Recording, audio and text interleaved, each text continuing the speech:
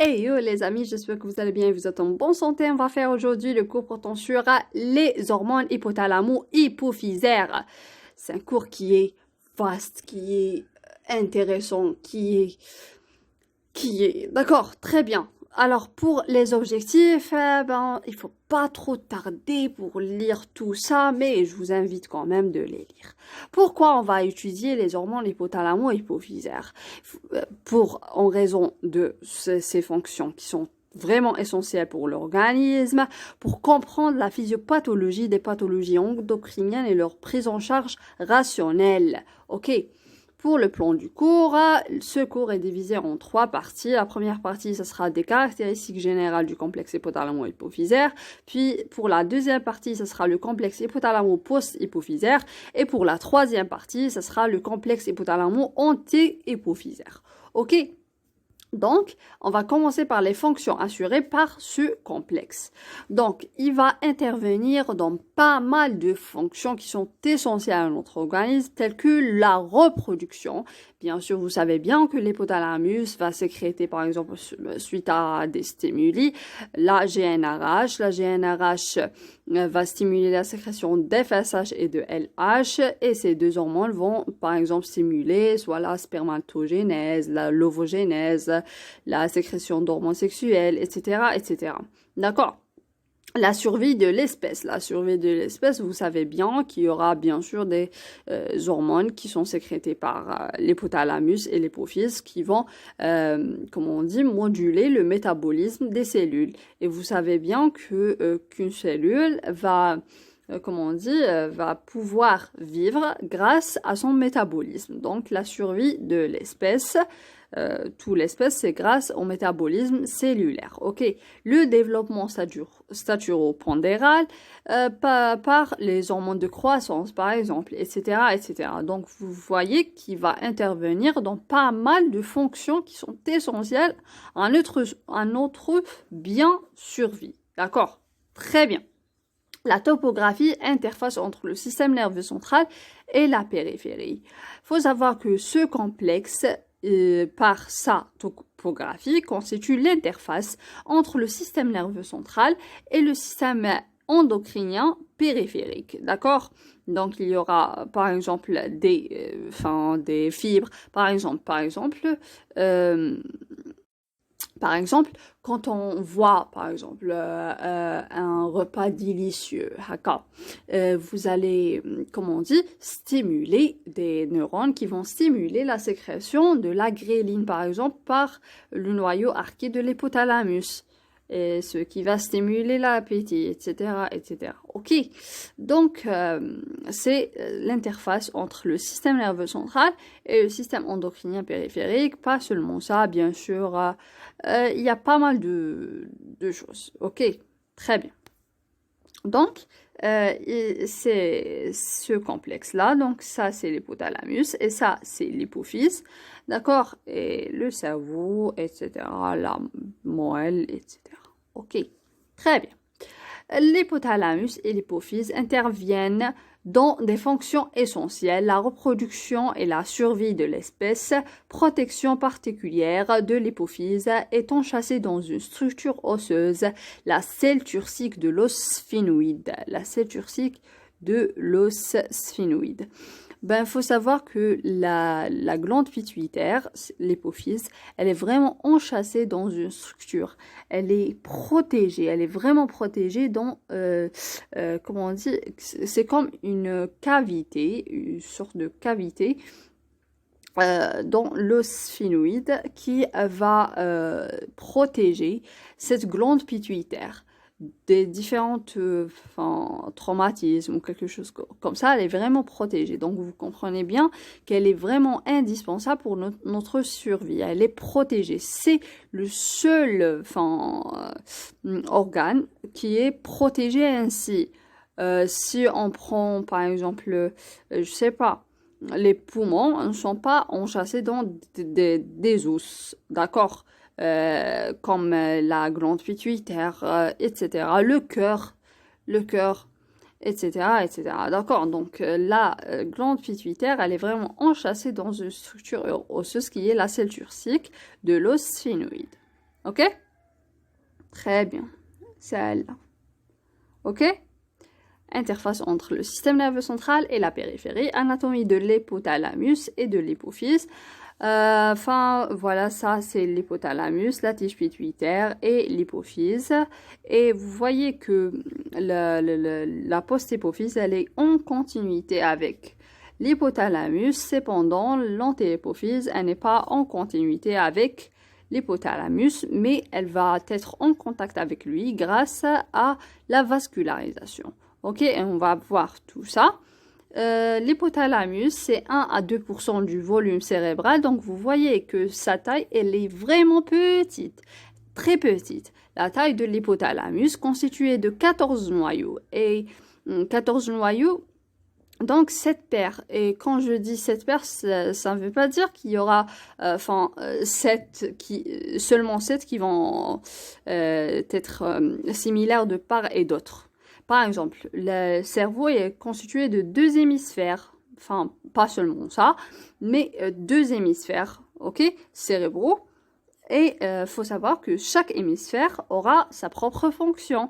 Donc paire, c'est par rapport à l'axe du corps. Ok, 7 paires, donc 14 noyaux, parce qu'il y aura, je pense, 10 types de noyaux qui vont sécréter vraiment pas la même chose. D'accord? Très bien.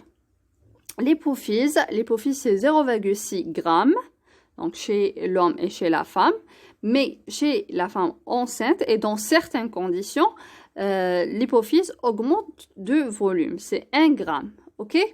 Donc, par exemple, chez la femme enceinte, il y aura la sécrétion de la prolactine, d'accord? Et la prolactine aura aussi une fonction trophique pour l'hypophyse. Il faut que l'hypophyse augmente de volume parce que vous allez voir que dans l'axe de la prolactine, il y aura 3 inhibiteurs et un activateur. Donc, il faut augmenter de volume de l'hypophyse pour bien sécréter cette prolactine.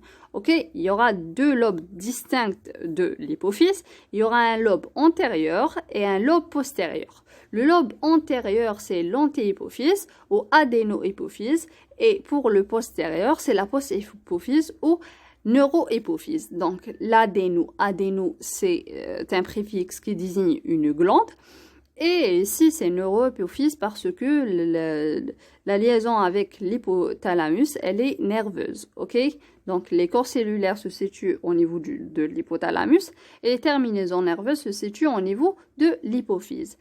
Le lobe intermédiaire, c'est un reliquat embryonnaire chez l'homme développé dans certaines espèces animales. Ok? Très bien. Maintenant, on est arrivé au concept de neuropeptides et neurosécrétion. D'accord? Donc, les hormones hypothalamiques et hypophysaires sont de nature peptidique ou protéique. Concept de neuropeptides ou neurohormones et la neurosécrétion. Donc, peptidique ou protéique, donc, quelle est la différence entre un peptide et une protéine? Donc, la différence n'est pas seulement dans la taille, d'accord? On peut avoir donc, vous allez voir. Il y en a qui ont 3 acides aminés et qui sont considérés comme une protéine, d'accord? C'est vrai qu'on va dire tripeptidique, mais c'est comme une protéine pourquoi? Donc pourquoi? Parce que la protéine aura une structure tridimensionnelle qui est stable, qui ne va pas changer en quelque sorte, d'accord, qui est plus stable que celle du peptide, d'accord, qui est plus stable. C'est ça la différence entre un peptide et une protéine. Donc, même si on va changer du pH, par exemple, ça ne va pas causer un changement de cette protéine. Elle est stable, d'accord? Elle est stable. Par contre, peptide, c'est pas stable, ok? Très bien. Concept de neuropeptide ou neurohormone. Donc, c'est-à-dire qu'il y aura des neurones qui vont sécréter. C'est ça la neurosécrétion. Ok, et la neurosécrétion se fait, donc c'est une sécrétion par un nerf. Ok, c'est ça. Très bien. Donc, les trois modes de communication entre un neurone et ses cellules cibles, la vitesse, concentration et les réponses. Donc, trois modes de communication entre neurones et ces cellules cibles par le biais de molécules informationnelles. Donc, il faut savoir que ici, au niveau des corps cellulaires, il y aura la synthèse de ces molécules informationnelles qui vont être transportées le long des axones et qui vont être libérées. Donc, il y aura trois modes de libération, d'accord? Trois modes de libération de communication avec d'autres cellules. Il y aura la transmission synaptique, c'est-à-dire que la molécule informationnelle va être déversée dans la fente synaptique, d'accord? Et donc, la distance entre ce neurone et celui-là n'est pas grande. Et donc, la concentration de ce neurotransmetteur, elle est élevée, d'accord?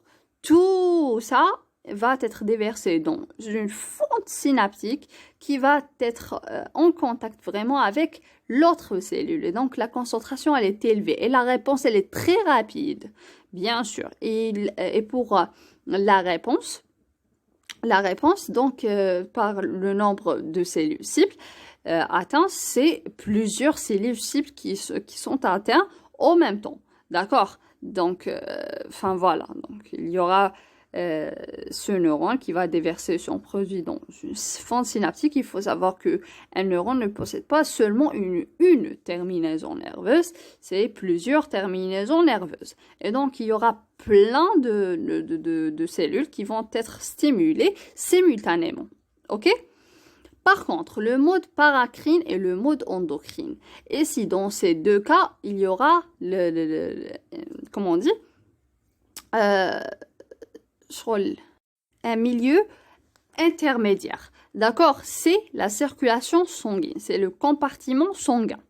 Donc, pour le mode paracrine, la libération du signal dans un compartiment vasculaire de volume réduit, et ici c'est le compartiment sanguin, c'est la circulation générale. Ici, qu'est-ce qu'on veut dire par le volume réduit? Donc, il faut savoir que la concentration c'est quoi? C'est la quantité de matière sur le volume. Et donc ici, la concentration va diminuer, d'accord? Donc ici, on aura un volume qui n'est pas aussi grand comme la circulation sanguine et n'est pas vraiment faible comme ici. Donc c'est réduit, c'est un volume réduit. Donc la concentration du molécule informationnelle va être réduite, ok? Elle est moyenne, elle n'est pas petite, elle n'est pas grande. Et donc, pour la rapidité, ça sera moyenne, ok? Pour la réponse, il y aura moins de cellules atteintes par rapport à la transmission synaptique. Simultanément, on parle de simultanéité, ok? Donc, voilà pour le mode paracrine et pour le mode endocrine, c'est plus. D'accord, il y aura la libération du signal dans le compartiment sanguin, dans la circulation sanguine. Et donc, le volume, il est grand. Et donc, la concentration sera petite. OK, du molécule informationnelle. Pour la rapidité, elle sera petite par rapport aux deux modes cités auparavant. Et pour le nombre de cellules cibles atteintes simultanément, sera beaucoup plus petit que ces deux modes-là. Ici, on parle de neurotransmetteurs et ici, on parle de neurohormones. OK? Parce que c'est déversé dans le sang et il y aura une certaine distance pour atteindre la cellule cible. D'accord? Donc, ici, on parle de neurohormones et ici, on parle de neurotransmetteurs. Solution aux contradictions apparentes entre la taille et les fonctions exercées par le complexe. Donc, elle est vraiment, vous voyez, vous avez vu que, par exemple, l'hypothalamus est 1 à 2% de la taille du cerveau. D'accord? Et pour l'hypophyse, c'est 0,6 grammes Donc, c'est vraiment petit ce complexe. Donc, comment peut ce complexe assurer ses fonctions? Donc, il y en a deux solutions. Une solution avec le complexe hypothalamo-antéhypophysaire, une autre solution par le complexe hypothalamo-post-hypophysaire. D'accord? Donc, parce que le premier aura une relation vasculaire avec l'hypothalamus et le deuxième aura une relation nerveuse. Donc, c'est pas la même chose. Donc, c'est une glande de petite taille, cellule en nombre limité, et qui va assurer des fonctions importantes. Comment concilier ces deux caractéristiques apparemment contradictoires? La première solution, c'est en amplifiant le signal hypothalamique par des réactions en cascade. Ça veut dire quoi? Ça veut dire que, par exemple, l'hypothalamus va sécréter une molécule signal, 5 molécules signal. Et chaque molécule signal va se lier à un récepteur au niveau de l'hypophyse qui va stimuler la sécrétion de 5 autres molécules. Et donc, 5 fois 5, c'est 25. D'accord? Donc, on est en train d'amplifier. Et ces hormones-là qui sont sécrétées par l'hypophyse vont stimuler une autre glande, la glande périphérique, qui va encore sécréter. Par exemple, chacune va donner aussi 5. Donc, on va avoir 125, d'accord, molécules. OK? Donc, de 5 molécules sécrétées par l'hypothalamus, on a obtenu 125. Et pas aussi petit que ça, donc parce que c'est 10 puissance 3 en réalité. Par exemple, si l'hypothalamus va sécréter une molécule, l'hypophyse va sécréter 10 puissance 3, donc 1000 molécules. Et l'autre va sécréter 1 million de molécules.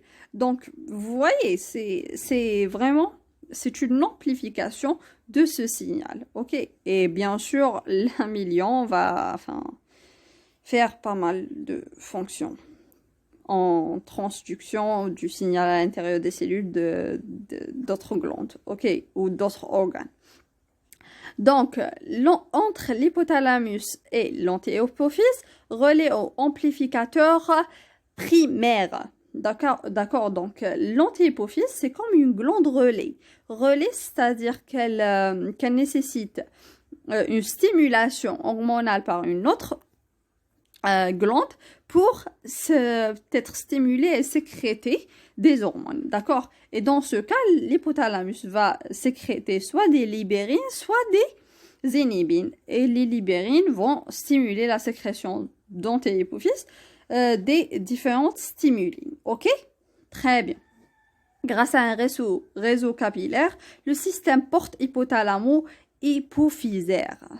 Voilà, donc le complexe hypothalamo-antéhypophysaire est communiqué grâce à un réseau capillaire, à un réseau vasculaire. D'accord? Donc ici, on voit clairement et nettement le système porte hypothalamo-hypophysaire qui est assuré par, premièrement, il y aura l'artère, ok? Il y aura l'artère hypothalamique supérieure, ou bien c'est l'artère hypophysaire supérieure, d'accord, qui est une branche de la carotide interne, et qui va vasculariser, qui va donner ce premier réseau capillaire, d'accord?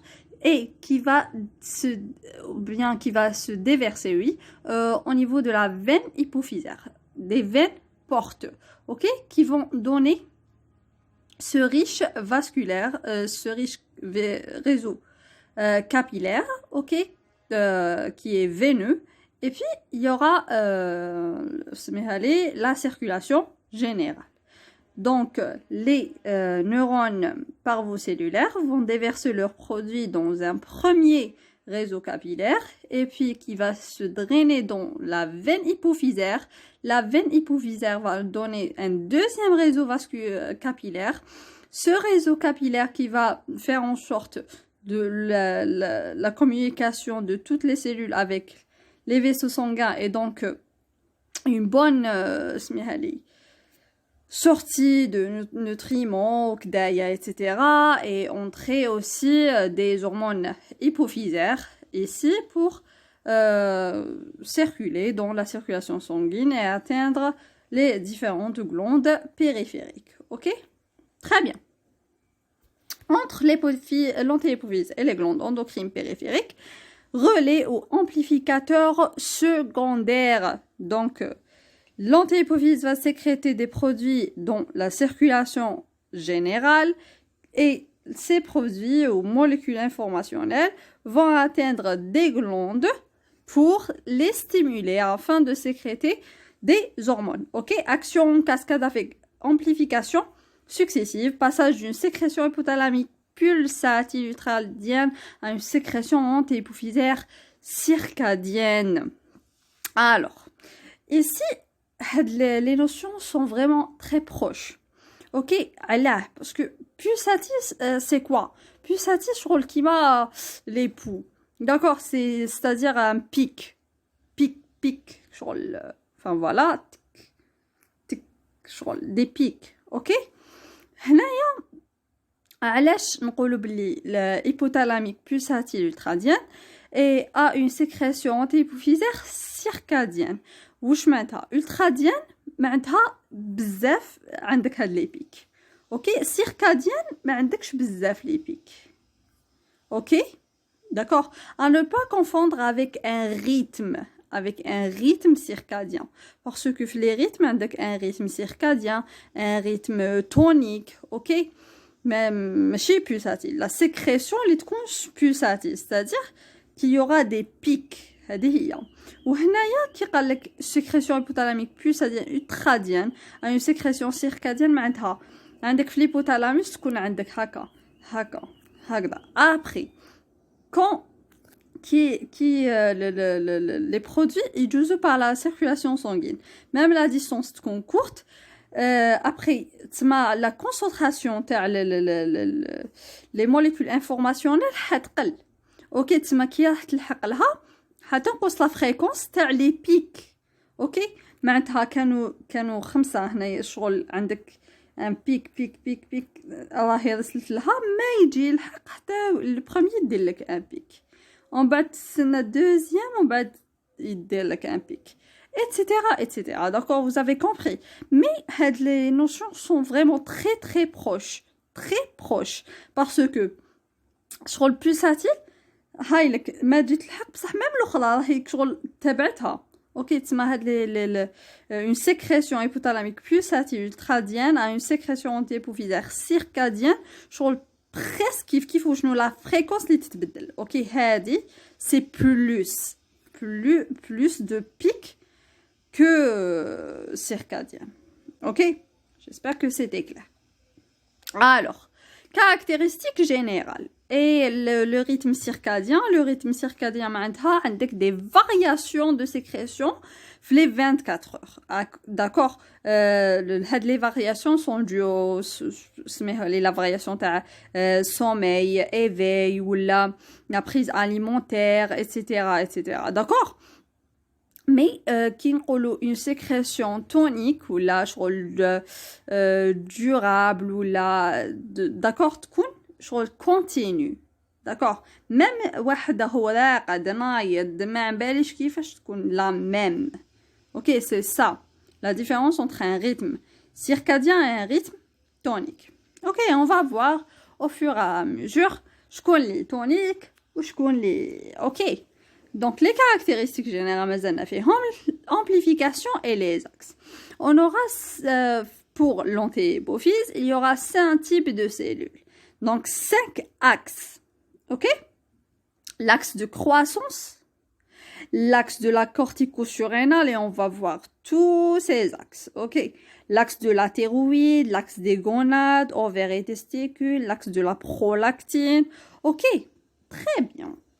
Maintenant, ça c'est l'amplification. L'hypothalamus va sécréter soit des libérines, soit des statines. Les libérines vont stimuler la sécrétion de stimuli par l'antéhypophyse. Vous voyez, on a parti de 10 puissance moins 12 à 10 puissance moins 9, c'est-à-dire qu'il y aura une amplification de 10 puissance 3. Vous voyez, c'est grand quand même. Donc, l'antéhypophyse avec les glandes périphériques est aussi de 10 puissance 3. Donc, Vous voyez, mais bien sûr, les hormones sont sécrétées à une concentration minime, d'accord, à l'état de trace.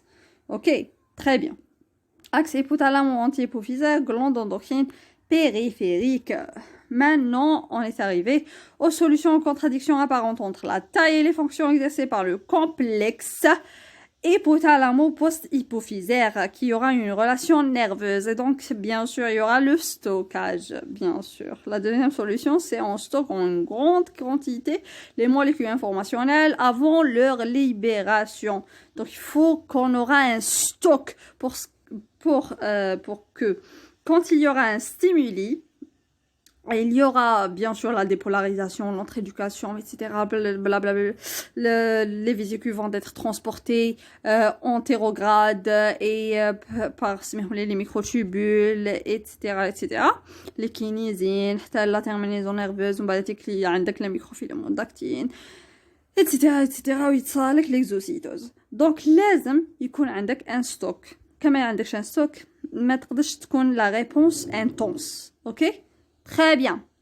La post-hypophyse est essentiellement constituée de fibres nerveuses qui sont les axones. Les axones. La post-hypophyse est essentiellement constituée de fibres nerveuses qui sont les axones de neurones dont le corps cellulaire est situé au niveau du noyau paraventriculaire ou du noyau supraoptique. Noyau supraoptique et paraventriculaire. Ok? Très bien. Et enfin voilà, donc voilà. Et vous voyez, donc il y aura les axones et les terminaisons nerveuses se trouvent au niveau de la glande pituitaire. Relation vasculaire entre l'hypothalamus et l'antihypophyse et une relation nerveuse entre l'hypothalamus et la post-hypophyse. Great. Maintenant, on est arrivé au deuxième chapitre du cours intitulé le complexe hypothalamo-post-hypophysaire. Donc, les trois éléments du complexe, bien sûr, on aura l'hypothalamus, tige pituitaire et hypophyse. Ok? Très bien. Il est constitué de trois éléments. Il y aura les noyaux, oui, les noyaux, le noyau supraoptique et le noyau paraventriculaire. D'accord, lieu de synthèse de l'ADH vasopressine ou arginine vasopressine parce que il y aura la lysine vasopressine, mais on parle beaucoup d'arginine vasopressine et de l'ocytocine, ok? Et enfin, il y a certains qui disent que ces deux vont synthétiser les deux, mais il y a certains qui disent que le noyau supraoptique va synthétiser l'ADH et le paraventriculaire va synthétiser l'ocytocine. Ok? Très bien. Le tractus supraoptico-hypophysaire, ici, c'est la tige pituitaire, ok? Transport hormonal axonal. La post-hypophyse, lieu de stockage et de réserve des hormones hypothalamo-post-hypophysaire. Ok, ici. Très bien. Caractéristiques du noyau paraventriculaire et noyau supraoptique. Origine tissulaire, noyau supraoptique et noyau paraventriculaire de l'hypothalamus, les deux. Il y aura, sont constitués de deux types de neurones. Ok, il y aura les neurones magnocellulaires et les neurones parvicellulaires. Et c'est faux de les définir par leur taille. Disons que les magnocellulaires auront un axon long et les parvocellulaires auront un axon un petit axone. C'est faux parce que, vous voyez, les noyaux parvicellulaires auront des terminaisons nerveuses au niveau de la moelle épinière. Ok, comment ça est petit que ça? Sinon, si on veut dire que l'axone est petit ou long, c'est par rapport, par exemple, à l'hypophyse. C'est juste. Ok? Ou bien la terminaison au niveau de la tige pituitaire. Ok? Très bien. Les noyaux magnocellulaires, axones post-hypophysaires, qui vont se terminer ici. Et il y en a les neurones parvicellulaires, axones, vers la tige pituitaire, ok, ou bien la tige hypophysaire, donc qui relie l'hypothalamus à l'antéhypophyse, Il y en a des régions extra-hypothalamiques, le cortex cérébral, que je vois pas ici, bien sûr, les amygdales, système limbique et moelle épinière. Ok, système limbique, c'est tout ce qui est émotion, la peur, je sais pas quoi, douleur mentale, et même intervient dans la mémoire, etc., etc. Ok, l'agressivité. Ok, great. L'ADH et l'ocytocine, la structure chimique. Il faut savoir qu'ils sont vraiment, si on peut dire, des isomères. Ok, ils sont vraiment similaires. Ils sont différents au niveau des acides aminés 3 et 8. D'accord, 3 et 8. Vasopressine, phénylalanine et arginine. Et l'ocytocine, isoleucine, leucine. Bon, ocytocine, c'est simple. Isoleucine, leucine, 3, 8, je crois que تشبه. Et phénylalanine et arginine, كيف ما تشبهش. المهم donc عندك vasopressine, phénylalanine, arginine, ocytocine, isoleucine et leucine. 3, 8. Ok, 3, 8. Ben je suis là كاين ماتش فيه 3 8 بصح voilà. عندك phénylalanine, arginine, vasopressine, isoleucine, leucine, ocytocine. Voilà, isoleucine, leucine, ocytocine. Great. Et il y en a bien sûr le pont des sulfures. Entre le premier acide aminé et le 6e acide aminé. D'accord? Entre le premier et le 6e, il y en a un pont de sulfure. Et ces deux se diffèrent par le 3e et le 8e. Ça, c'est la structure de la DH. F, c'est phénylalanine et le R, c'est arginine. Ok, et pour l'ocytocine, c'est l'isoleucine, leucine, ocytocine. Great. La même chose. Mécanisme arriver au mécanisme de biosynthèse de ces deux hormones. Il faut savoir que le mécanisme de la biosynthèse, c'est la synthèse de précurseurs inactifs, on va dire translocation dans le RER, et signal peptidase, etc. La maturation, c'est commun pour toutes les hormones. Ok? Très bien. Donc là, pour l'ADH et l'ocytocine, la synthèse du précurseur hormonal inactif. Donc, il y aura le gène, vasopressine gène, donc, voilà. Et il y aura la transcription, la traduction. Et la traduction, on va obtenir un précurseur qui est inactif. D'accord? La traduction. La traduction, en premier lieu, elle est cytosolique, n'est-ce pas? Donc, avec la traduction, et elle va traduire, le peptide signal. Ok, هذاك signal peptide هذاك اللي هو ce sont des molécules généralement يكونوا 3 acides aminés hydrophobes vont être reconnus par la protéine de reconnaissance du peptide signal. D'accord, اللي راح تديها le translocateur ولا نسيت كيفاش يقولوا نسيت المهم هذاك qui va transloquer la protéine derrière l'appareil de Golgi, derrière le RER, le réticulum endoplasmique rugueux ou la granuleuse, c'est la même chose. Donc, après, tu la maturation, tu as le signal peptidase, le peptide signal, etc., etc. Après, il y a des maturations, d'autres maturations dans l'appareil de Golgi, telles que la glycosylation, etc., etc. Et même les vésicules sécrétoires, il y a d'autres maturations, telles que la maturation finale. La maturation finale, c'est les vésicules de sécrétion. C'est là où on aura l'action des maturases. Les maturases qui ont une action bêta-carboxypeptidase. D'accord, il y a le carboxy peptidase, donc voilà, c'est like, elle a une action qui m'aide. Et avec la trypsine like, trypsine, parce que vous savez, la trypsine, qu'elle coupe qui تلقى 3 acides aminés basiques. هنا il y a la maturase va couper qui تلقى doublé basique, ok? Elle va couper ici, ici et ici pour qu'on va obtenir vers la fin la vasopressine et la neurophysine 2 et la copeptide. Donc, la neurophysine, c'est quoi? La neurophysine, c'est une protéine. C'est une protéine دايما نقولوا de transport. Pourquoi? Vous pouvez poser la question parce que la vasopressine, ocytocine, ce sont des hormones peptidiques, n'est-ce pas?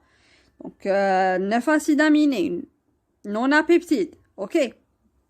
Donc, ils vont pas nécessiter une autre protéine, d'accord? Ils sont transportés par des vésicules pour être exocytés. C'est ça le transport des protéines.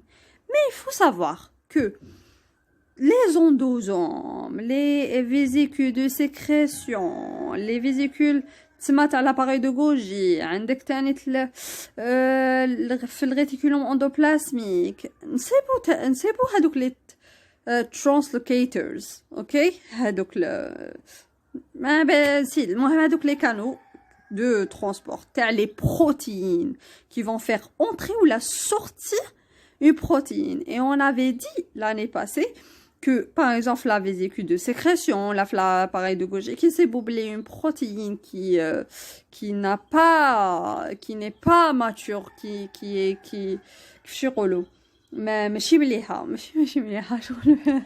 ماشي خدومة bien, ok, elle n'est pas bien fabriquée, etc. Ils vont la libérer au niveau de cytosol pour être dégradée. Ok, la neurophysine, elle va la protéger. Elle va entourer le vasopressine à l'intérieur de ces vésicules de sécrétion. Et l'ocytocine aussi, d'accord? Elle va la protéger pour qu'elle ne va pas être diffusée. Ok? Pour qu'elle ne diffuse pas à travers ces vésicules de sécrétion, pour qu'elle reste à l'intérieur de ces vésicules pour subir les maturations finales, pour être enfin sécrétée. Elle va permettre en quelque sorte le transport orienté de ces hormones, ok? Ça va les protéger, ok? Great. La copeptine, c'est une protéine ما صابوش vraiment la fonction تاعها. Mais il faut savoir que la copeptine a des concentrations qui sont stables le sang, d'accord? C'est beaucoup plus pour le dosage et pour savoir est-ce que l'hypothalamus fonctionne bien, d'accord? Etc. C'est beaucoup pour la fonction. Ok? Très bien. Et donc, voilà.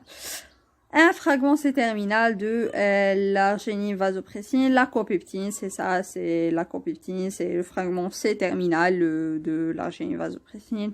Ok, sécrétion stoichiométrique, c'est-à-dire équimolaire. Donc, on aura, à chaque fois qu'on sécrète l'arginine vasopressine, on aura la sécrétion de neurophysine et la sécrétion de copeptine. Ok? Très bien. Mécanisme de biosynthèse des hormones protéiques transite par le réticulum endoplasmique, conformation, contrôle de qualité, voilà, contrôle de qualité, début de modification post-traductionnelle, RE, ok? Même le transit par l'appareil de Golgi, site modification post-traductionnelle et adressage. Ok? Très bien. Et ici, au réticulum endoplasmique, il y aura la conformation tridimensionnelle. Translocation dans le REL et signal peptidase. Donc, le mécanisme de biosynthèse, la translocation par le peptide recognizing signal. Ok, très bien. Donc, تحت تعرف عليه. ودخلوا هنا on بعديك ça va il va subir une action تاع la peptidase du signal في RER etc. accumulation de la pro-hormone dans la lumière تاع le REG. Mécanisme de biosynthèse, encore une fois, synthèse initiale d'un précurseur protéique inactif de grande taille كما راكم تشوفوا فيه 164 acides aminés. Et après, on aura une vasopressine plutôt, qui aura 9 acides aminés. Sa maturation nécessite plusieurs modifications post-traductionnelles qui débutent au niveau du REG, on va être l'appareil de Golgi et puis même les vésicules de sécrétion. Transport vésiculaire axonal. Donc, le transport vésiculaire axonal est orienté, qui m'a comme tout faut, antérograde, etc., etc. Là, cette vésicule va fusionner la citerne 6, citerne 6, citerne médiane, citerne trans, réseau trans, puis elle va être exocytée. La vésicule sécrétoire, lieu de maturation finale par les maturases, c'est important.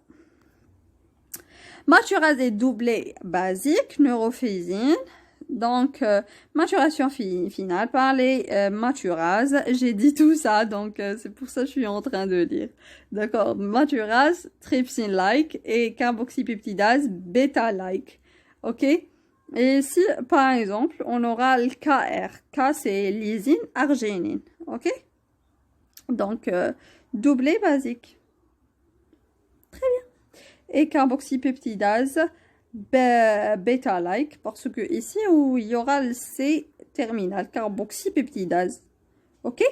Très bien. Dans les vésicules sécrétoires, mécanisme de biosynthèse, modification chimique au cours du transport axonal, maturation par les maturases, les vésicules sécrétoires, la trypsine-like et carboxypeptidase bêta-like. Origine des gènes de l'ADH et de l'ocytocine, comme vous avez vu, qui sont vraiment similaires. Donc, il y aura un gène ancestral qui est commun. D'accord, qui a subi des duplications, des inversions, d'accord, parce que ils sont différents, 3 ou 8, d'accord. La vasopressine qui marque comme phénylalanine, arginine, تتشبه et l'ocytocine c'est l'isoleucine, ok. Pont des sulfures, 1,6, ok, très bien. Alors, homologie structurale élevée entre l'ADH et l'ocytocine et entre la neurophysine 1 et 2. Donc, neurophysine 2, telle vasopressine et l'1, telle l'ocytocine. Ok, situé sur le même chromosome. 20, P13, donc le bras court, sur les brins complémentaires à 12 kilobases de distance. Bon. Donc, j'ai oublié un peu Wincout, donc je vais répéter. Avec l'homologie structurale élevée entre l'ADH et l'ocytocine, d'accord. Vous voyez, ils sont vraiment similaires, d'accord. Ils ont les mêmes acides aminés, seulement 3 ou 8, d'accord. Le vasopressine, on a phénylalanine et arginine, ou le isoleucine, leucine. Ok. Pont des sulfures 1,6. Entre ADH et ocytocine et entre neurophysine 1 et 2. Ok, ça nous amène à quoi? Ça nous amène à un gène ancestral, le même, un même gène ancestral, d'accord, qui a subi soit des duplications, des inversions, d'accord. تما ماشي بزاف راهم بعاد على بعضهم في la structure. Donc, عندك les inversions, c'est, je pense, c'est paracentral, péri-central. Donc, je pense que c'est paracentral parce que tu m'as melfora, ça a des inversions, le melfora. Ok? Donc, عندك l'autre هدايا نسيت شو اسمه chromatide. Après عندك هنايا une région. عندك هنايا كانت 1 2 3. هادية سي البارا سنترال. نقلبوها تولي لك 3 2 1 ويعاود يصالها اكولمون نورمال. très bien. وصلت زعما اون دوبليفيكاسيون باسكو علاه هما واش قال لك هنايا، قال لك باللي سون سيتوي سور لو ميم كروموزوم 20 بي 13 تما في البرا كور تاع في لا ريجيون 13 في ال 20 في 20e chromosome sur les brins complémentaires à 12 kilobase de distance. Même la distance ماهيش بعيدة بزاف، تما بين صارت une duplication et des inversions. Ok, leur gène dérive d'un même gène ancestral. Duplication et inversion. Ok, très bien. Libération par exocytose, ben non, donc ça avec une dépolarisation, l'entrée d'ACA2+, nucléotide cytosolique, c'est quoi ça? Prostaglandine, tubuline, ben non, donc les microtubules, etc., le vinclune, lactine. Ok, chromobinding, d'accord, protéine kinase C, permet la phosphorylation les vésicules, les différentes protéines, l'osmolarité, ok, très bien. L'accollement, qui fait l'exocytose, l'accollement les membranes, puis fusion des membranes, et puis rupture des membranes, et puis la libération les produits. C'est simple. Ok, la libération de l'ADH et de l'ocytocine par exocytose, la libération dans la circulation générale. Bien sûr. Ok, très bien. Étude de l'ADH, mode de libération de l'ADH et mode de stimulation des neurones à ADH maintenant. La libération, elle est tonique de l'ADH, elle est soutenue, elle est durable, elle est continue, elle est monotone. Donc vous voyez à la base, bien sûr, il y aura une, comment on dit, une sécrétion de base. Là c'est l'ADH. Comme les hormones ont une sécrétion de base. Ok. Puis suite à un stimulus, suite par exemple à une sensation d'hyperosmolarité, par exemple, etc., il y aura une stimulation de la sécrétion d'ADH. Mais cette stimulation, elle est asynchrone. Ça veut dire que un neurone, il va sécréter. Puis, un neurone va sécréter. Puis, un neurone va sécréter. Qui fait ce qu'on la sécrétion? Continue. Mais chez des pics. Mais si les neurones vont sécréter à la fois, il y a un pic, on va dire. Non. Ici, les neurones vont sécréter de façon asynchrone. Le premier va sécréter, puis le deuxième va sécréter, puis le troisième va sécréter. Bien sûr, quand les amaphysiologies sécrètent simultanément, d'accord, c'est pas... Ok, mais je voulais dire que elle est continue, elle est durable, c'est ça le mot.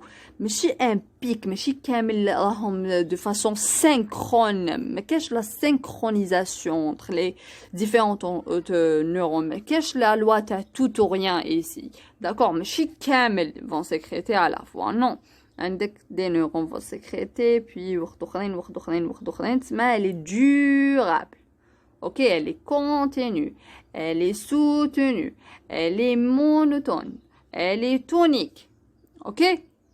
Ce mode d'évolution de la concentration plasmatique d'ADH ou de la libération s'explique par une stimulation asynchrone des neurones à ADH, stimulation neuronale aléatoire et séquentielle. Aléatoire. هذا il est stimulé, puis هذا il est stimulé, هذا اللي منها il est stimulé, puis هذا aléatoire et séquentiel, c'est ça le mot. Donc l'ADH, elle est tonique, elle est soutenue. Pourquoi? Parce que c'est asynchrone, c'est séquentiel, c'est aléatoire. Ok? L'ADH plasmatique, concentration faible. Donc on va trouver le 90% de l'ADH lié aux plaquettes sanguines. Donc, la concentration plasmatique de l'ADH, elle est faible. C'est 1 à 20 picomoles. Donc, c'est 10 puissance moins 12 moles. Méthode de dosage très sensible, radio-immuno AAC, ok? ADH libre plutôt, prélèvement riche ou sans plaquettes, variation de l'ADH plasmatique par un facteur 5. La demi-vie la demi-vie l'ADH elle est vraiment petite 5 à 15 minutes وحنا ماناش حابينها تموت تما سي بور سا 90% راهم ليا او بلاكيت بصح كيفاش تما عندك لا كونسونطراسيون الي فيبل تسمى وكان نصيبوا بلي لا كونسونطراسيون الي تيلفي حنا على بالنا بلي 90% تاع لا دي اش ليي او بلاكيت واش معناتها راك tu es en train de sécréter بزاف لا دي اش داكور واش معناتها تقدر يكون عندك une tumeur par exemple ou là quelque chose comme ça ou là ok très bien donc plasmatique c'est une concentration faible et le 90% lié aux plaquettes et la demi-vie c'est 5 à 15 minutes. Physiologie et mécanisme d'action moléculaire de l'ADH au niveau du rein. Alors, réduit la diurèse aqueuse, augmente la concentration des urines, augmente l'osmolarité urinaire. Donc, avec les urines qui ne sont pas trop concentrées, علاش ne sont pas trop concentrées على جال الفوليوم منين جاك من الماء donc عندك parce que c'est la quantité de matière sur le volume et la DH واش راح يدير يستيمولي لك l'expression تاع les aquaporines 2 les aquaporines 2 vont faire entrer l'eau d'accord des urines vers le sang ok et donc le volume هينقص في les urines donc يعاد هينقص la concentration تزيد تسمى l'osmolalité تزيد et je sais l'osmolalité c'est par rapport au كيفاش يقولوا له la masse du solvant c'est kilogramme je sais et solvant c'est quoi c'est l'eau ok très bien et donc il y aura l'augmentation de la concentration des urines, augmentation de l'osmolarité des urines et réduit la diurèse. La diurèse, c'est-à-dire c'est la sécrétion d'eau dans les urines. Ok? Très bien. Et c'est la réabsorption de l'eau libre. Parce que l'eau est absorbée avec les autres. D'accord? Le Na+, etc., etc. Mais ici, c'est l'eau libre. Ok? Très bien. Membrane basale du néphron distal. Parce que là, c'est la membrane basale. Et c'est la membrane apicale. Qui est en contact avec le vaisseau. C'est la membrane basale.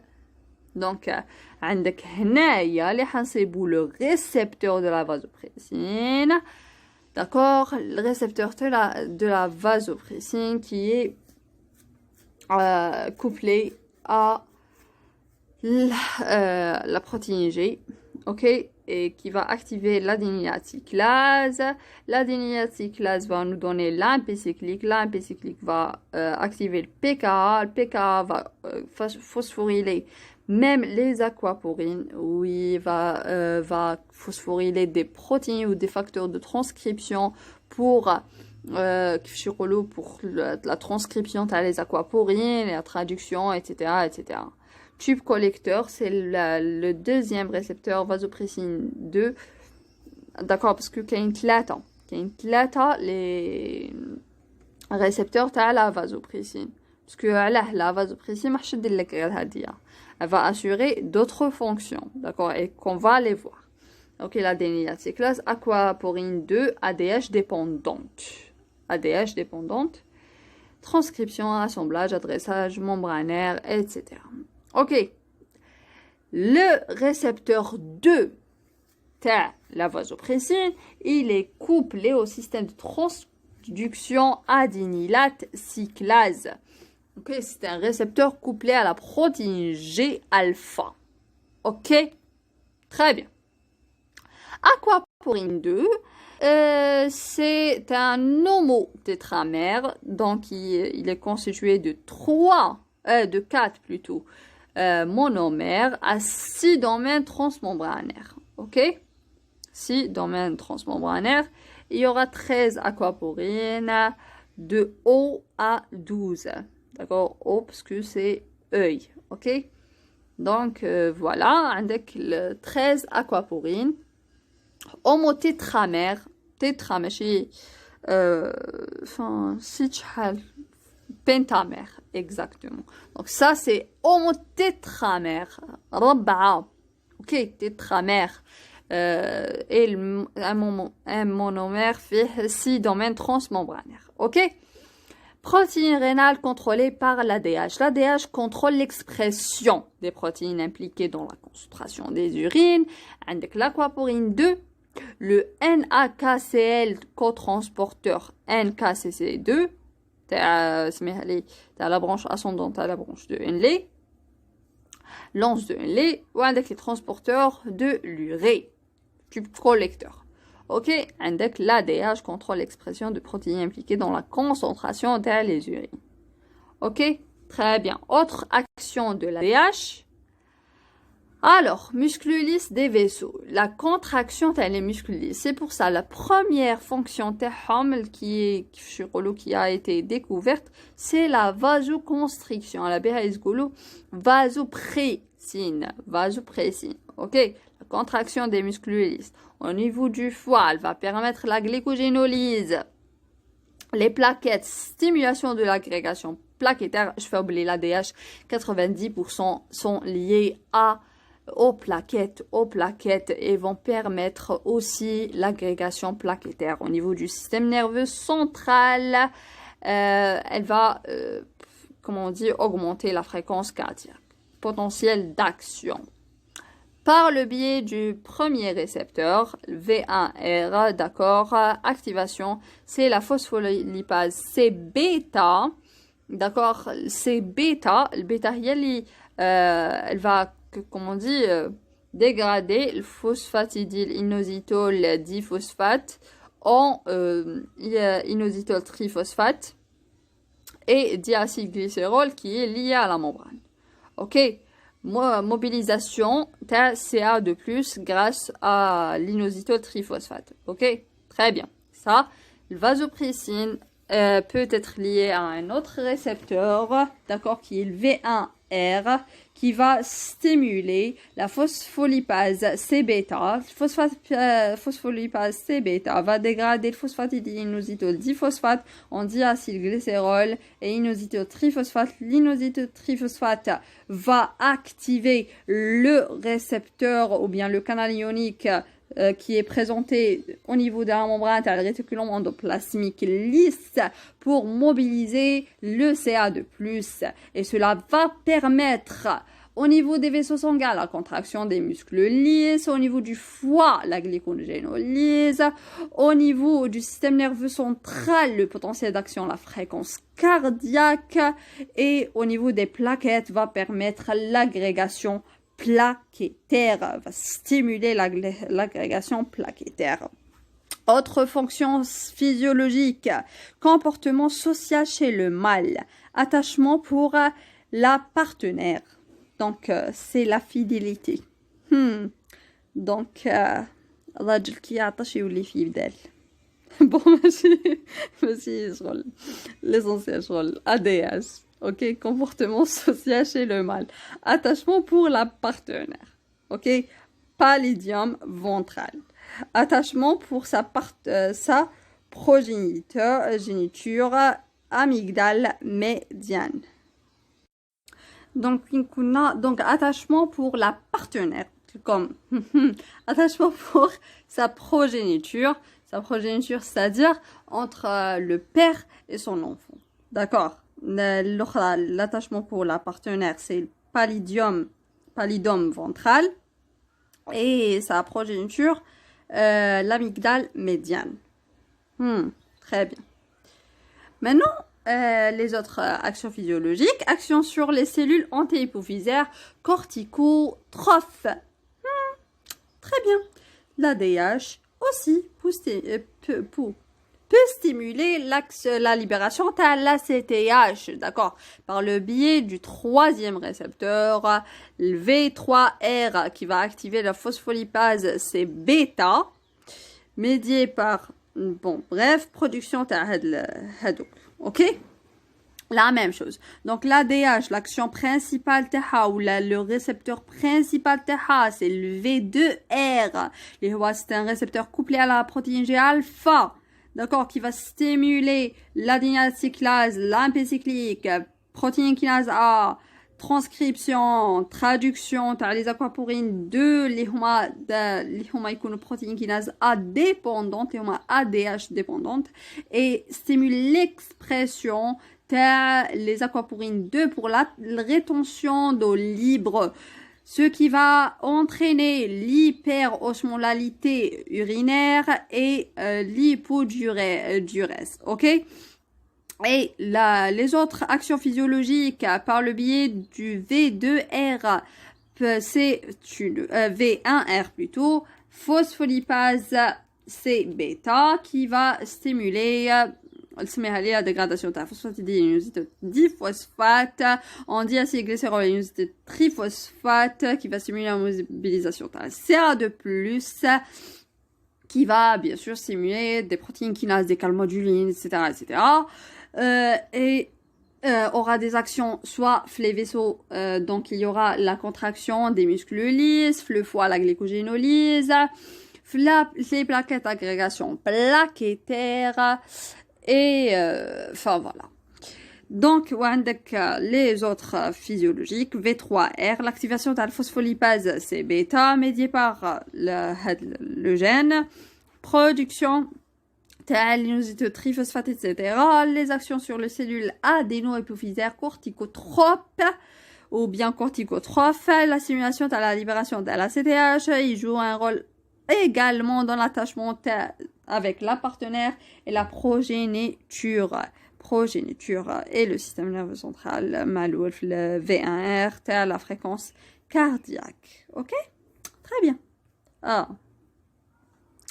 L'ADH induit aussi une activation du canal épithélial sodique, ENaC, et du canal chlorure, CFTR.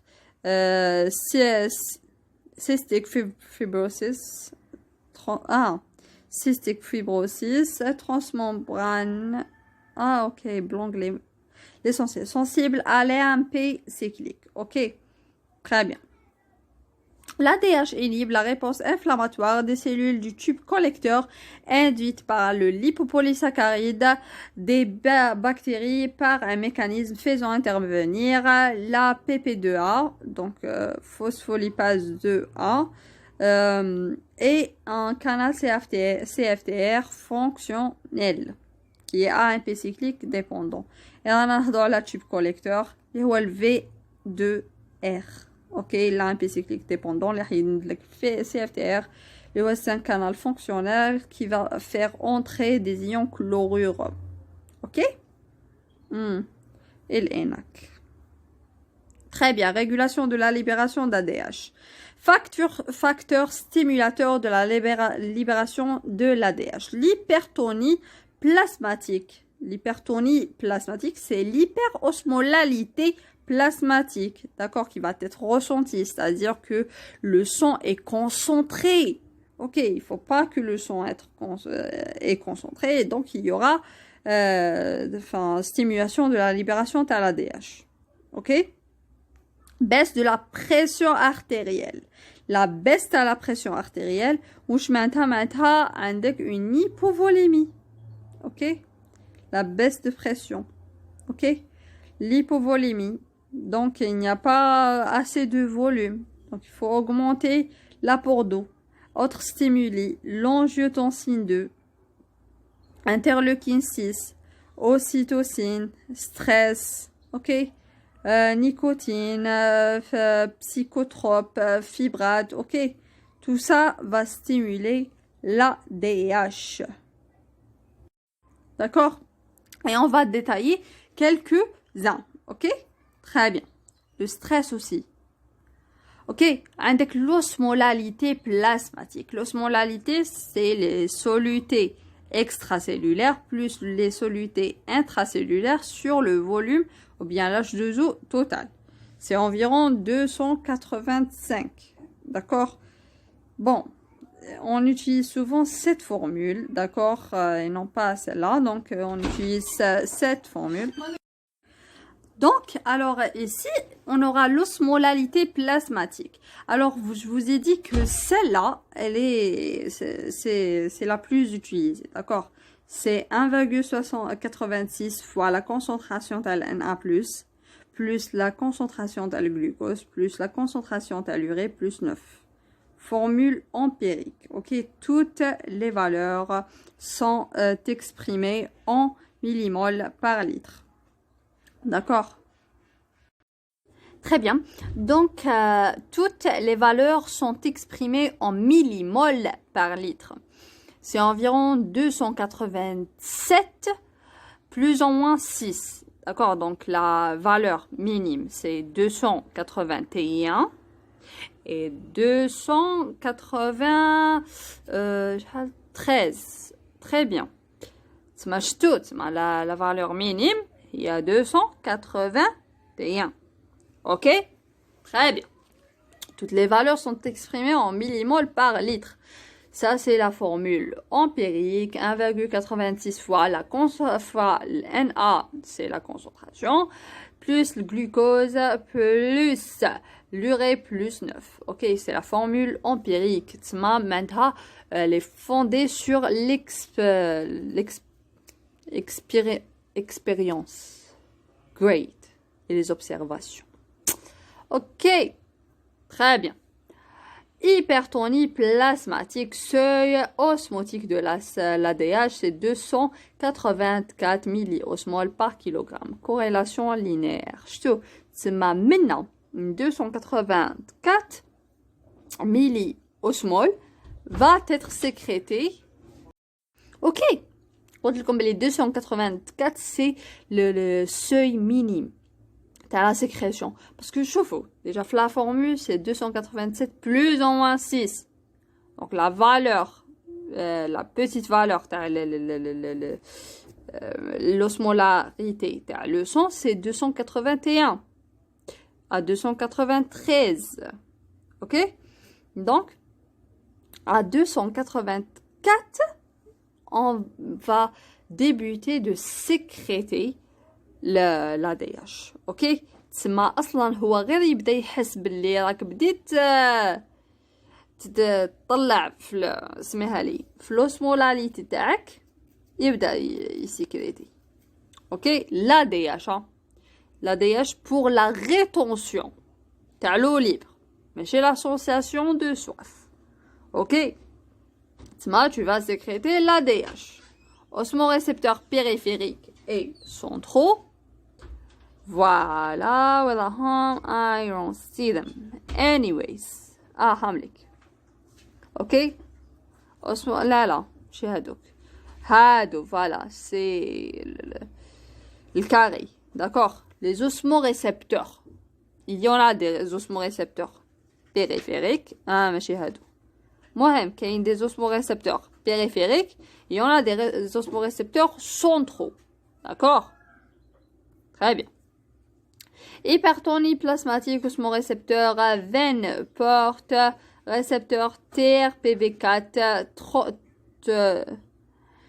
transient receptor, potential vanilloid.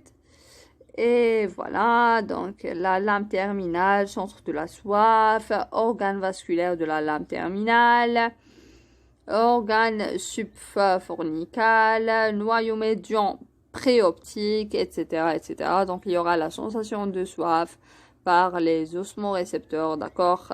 Parce que la veine hépatique, la veine porte hépatique, la thématique où on va sentir l'hyperosmolarité. D'accord? حتى لهنايا الVLM on va dire هتروح لك حتى le centre. D'accord? Où va stimuler la sécrétion. هتروح le TRPV4, etc., etc. Ok? Très bien. C'est pas très important. Il faut savoir juste que عندك centre de la soif, وعندك les osmorécepteurs, etc. D'accord, centraux et périphériques. Alors, la baisse de la pression artérielle, baisse de 5 à 10%. Quitte qu'on a une baisse de la pression artérielle de 5 à 10%, tu vas sécréter de l'ADH.